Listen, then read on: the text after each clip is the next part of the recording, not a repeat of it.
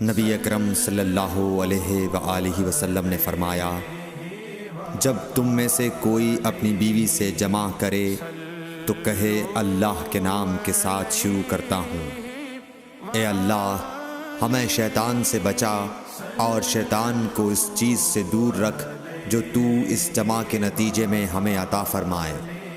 یہ دعا پڑھنے کے بعد جمع کرنے سے میاں بیوی کو جو اولاد ملے گی اسے شیطان نقصان نہیں پہنچا سکتا۔ صحیح بخاری حدیث نمبر 141۔ رسول کریم صلی اللہ علیہ وسلم جب قضاء حاجت کے لیے بیت الخلاء میں داخل ہوتے تو یہ دعا پڑھتے، اے اللہ میں ناپاک جنوں اور ناپاک جنیوں سے تیری پناہ مانگتا ہوں۔ صحیح بخاری حدیث نمبر 142۔ ابن عباس رضی اللہ عنہ سے روایت کرتے ہیں، ابن عباس رضی اللہ تعالی عنہ سے روایت ہے کہ نبی کریم صلی اللہ علیہ وسلم پاخانے میں تشریف لے گئے۔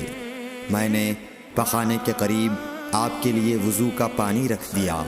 باہر نکل کر آپ نے پوچھا یہ کس نے رکھا؟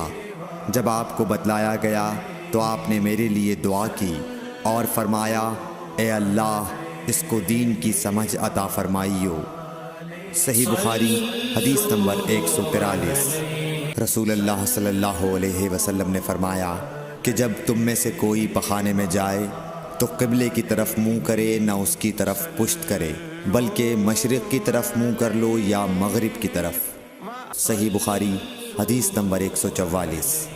لوگ کہتے تھے کہ جب قضاء حاجت کے لیے بیٹھو تو نہ قبلے کی طرف منہ کرو نہ بیت المقدس کی طرف۔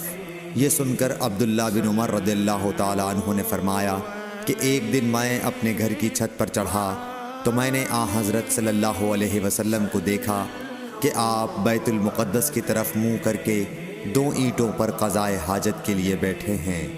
پھر عبداللہ بن عمر رضی اللہ عنہ نے واسع سے کہا کہ شاید تم ان لوگوں میں سے ہو جو اپنے چوتڑوں کے بل نماز پڑھتے ہیں۔ تب میں نے کہا اللہ کی قسم میں نہیں جانتا کہ آپ کا مطلب کیا ہے۔ امام مالک رحمۃ اللہ نے کہا کہ عبداللہ بن عمر رضی اللہ تعالی عنہ نے اس سے وہ شخص مراد لیا جو نماز میں زمین سے اونچا نہ رہے، سجدے میں زمین سے چمٹ جائے۔ صحیح بخاری حدیث نمبر 145۔ رسول اللہ صلی اللہ علیہ وسلم کی بیویاں رات میں مناصے کی طرف قضاء حاجت کے لیے جاتی اور مناصے ایک کھلا میدان ہے، تو حضرت عمر رسول اللہ صلی اللہ علیہ وسلم سے کہا کرتے تھے کہ اپنی بیویوں کو پردہ کرائیے، مگر رسول اللہ صلی اللہ علیہ وسلم نے اس پر عمل نہیں کیا۔ ایک روز رات کو عشاء کے وقت حضرت سودا بنت زمعہ رسول اللہ صلی اللہ علیہ وسلم کی اہلیہ جو دراز قد عورت تھیں باہر گئیں۔ حضرت عمر رضی اللہ عنہ نے انہیں آواز دی اور کہا ہم نے تمہیں پہچان لیا، اور ان کی خواہش یہ تھی کہ پردے کا حکم نازل ہو جائے، چنانچہ اس کے بعد اللہ نے پردے کا حکم نازل فرما دیا۔ صحیح بخاری حدیث نمبر 146۔ آپ صلی اللہ علیہ وسلم نے اپنی بیویوں سے فرمایا کہ تمہیں قضاء حاجت کے لیے باہر نکلنے کی اجازت ہے۔ صحیح بخاری حدیث نمبر 147۔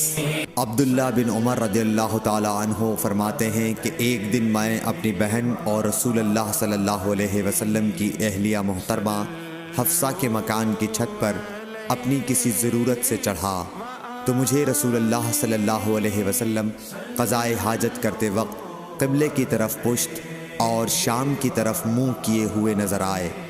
صحیح بخاری حدیث نمبر 148۔ عبداللہ بن عمر رضی اللہ تعالی عنہ نے خبر دی، وہ کہتے ہیں کہ ایک دن میں اپنے گھر کی چھت پر چڑھا تو مجھے رسول اللہ صلی اللہ علیہ وسلم 2 اینٹوں پر قضاء حاجت کے وقت بیت المقدس کی طرف منہ کیے ہوئے نظر آئے۔ صحیح بخاری حدیث نمبر 149۔